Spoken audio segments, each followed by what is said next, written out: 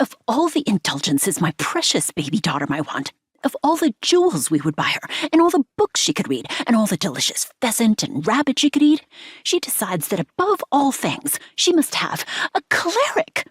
exclaimed Madame Pham from her corner of the covered ox cart. "Ma, please," said Pham Nyong, her voice soft. "We're so far from home, and doesn't their face remind you of Cleric Li? They look so gentle, and they were so kind to me when I spilled my books all over the road. They helped me pick up every one.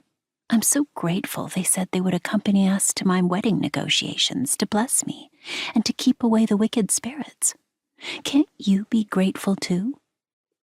Chih sat up groggily, trying to rub away the last of their dream. Sleeping this late in the day didn't suit them, and they swallowed a few times to freshen their mouth. "Of course I will help," they said, "though I'm sure I told you that Singing Hills has more to do with history than it does with exorcisms." Madame Pham gave Chih a stern look down her long nose. Like her daughter's, her face was narrow and pale, like a grain of rice, but where her daughter had large, wet eyes, hers were squinted with pride and distrust. "There, you see? We should turn back and get you a better cleric. Perhaps someone from the Temple of the Lady of 1,000 Hands, or the twins of Junli. This one just tells stories." "I like stories," said Nyong, and she took Chih's hand in hers, smiling shyly. "That's good.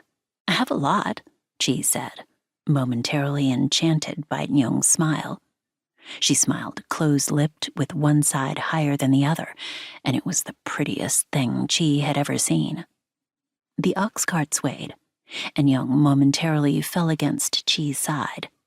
Her silk robes puffed with the scent of rosewood, and underneath that, Chih, blushing, could smell her skin and her sweat, a little rank after several days' travel.